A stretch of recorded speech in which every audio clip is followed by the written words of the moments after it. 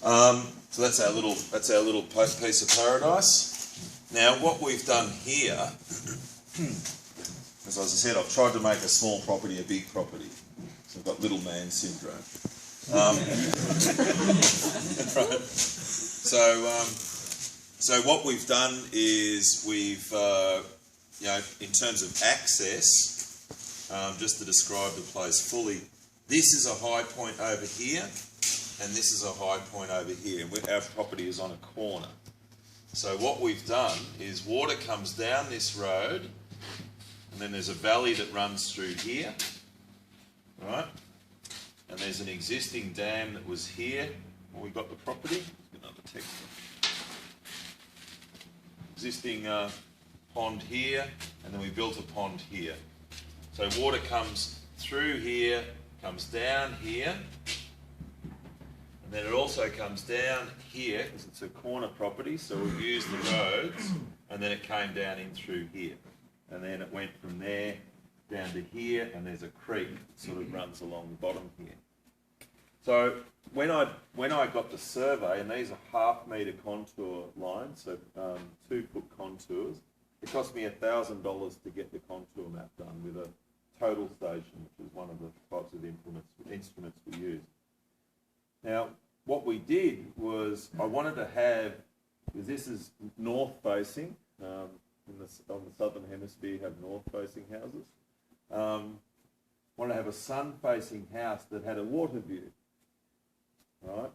So we built a pond in front of our house, or where our house will be.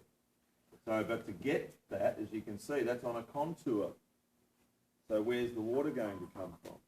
So what we did was we built a road where the water comes, so this water that comes down here now goes in here, and then goes through, and there's a pipe underground here, and then it goes through here into there. And then ditto, this water comes down here, and then it comes through here, it gets to here, and then it goes in a pipe underground, just a 1-foot diameter concrete pipe, and then it goes into here. That fills, so this gets very little runoff off here, because it's all keyline ploughed and 30 centimetre foot deep soil. It's the roads that generate all of the runoff to fill a 1.5 acre foot pond. And they do that off the equivalent of 8 inches of rainfall. Right? And that's got at the bottom here of the dam, there's a 4-inch PVC pipe with a gate valve, and then there's an irrigation trench which runs out here and out here, so that we can flood irrigate the cricket oval, the field of greens. The arena,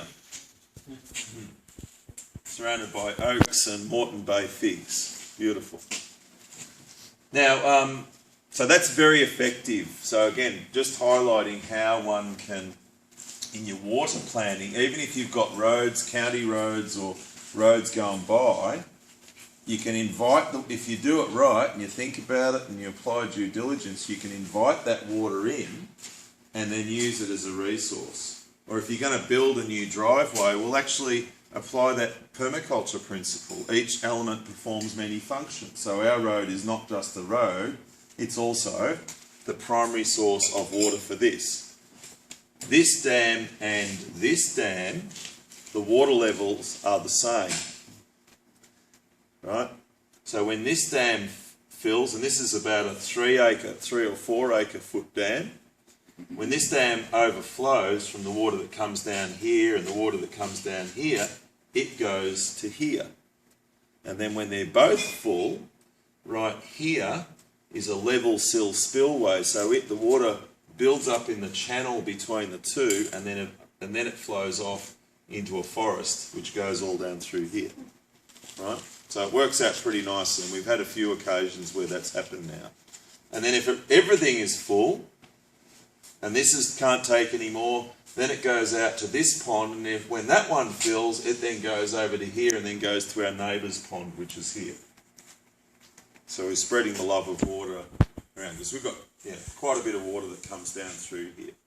Now, in terms of getting back to the question around how we manage a smaller acreage. Well, if you took that part there, this is 23 acres, but if you took that part, that part there, that's about 8-9 acres through there.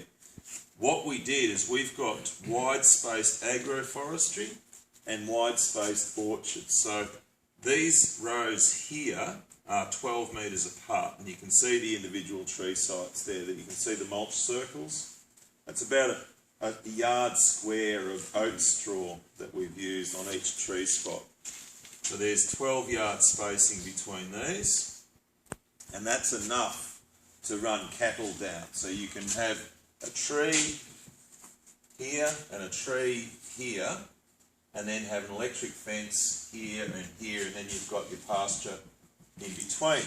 Now, what we've got, because it is a relatively small property and it's not that expensive to do, we've got a 2-inch pipe that goes all around the perimeter, and currently we've just got a 6 horsepower Vanguard pump, just a centrifugal impeller pump that pumps up to a would that be a 10,000 gallon stainless steel, corrugated stainless steel tank on the highest point of the property. So that point there down to here is about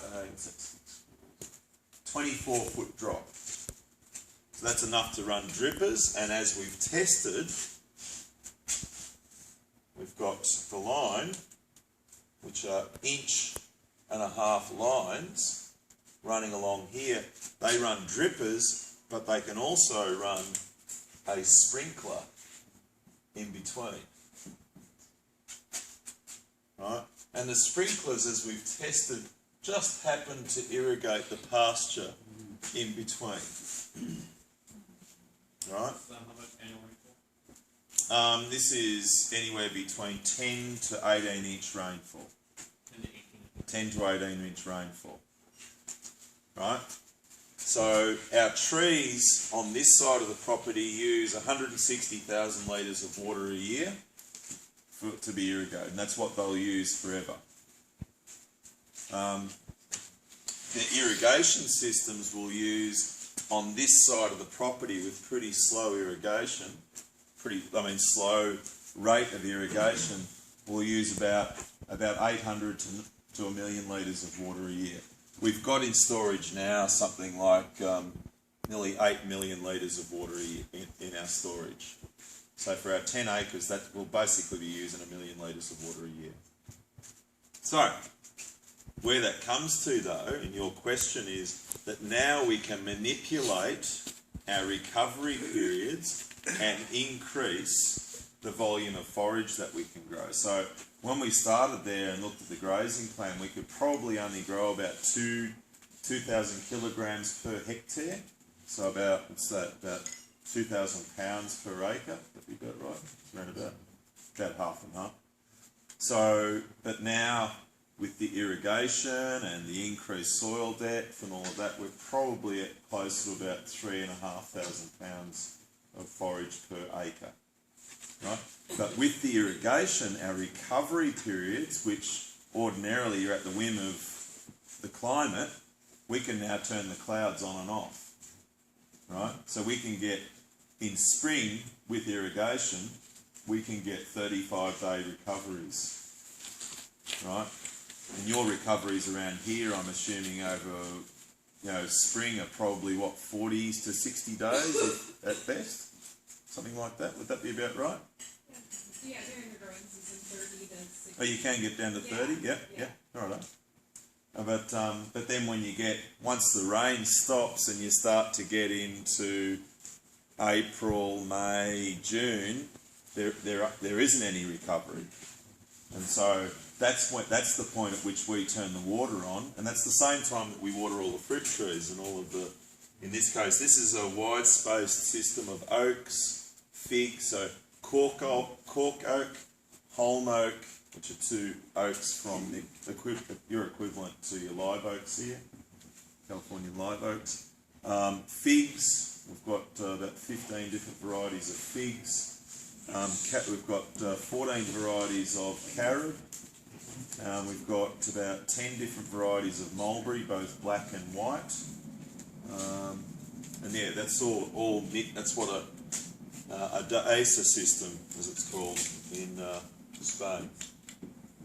What's your pasture species? Whatever grows. So because the annuals, if you water them. No, it's a lot of our perennials are coming through. Our Australian perennials are coming through, plus a few exotic perennials. But it started off as mostly a ryegrass, annual ryegrass, and subterranean clover. That's pretty well de rigueur in our part of the world. Does it frost there? Yep.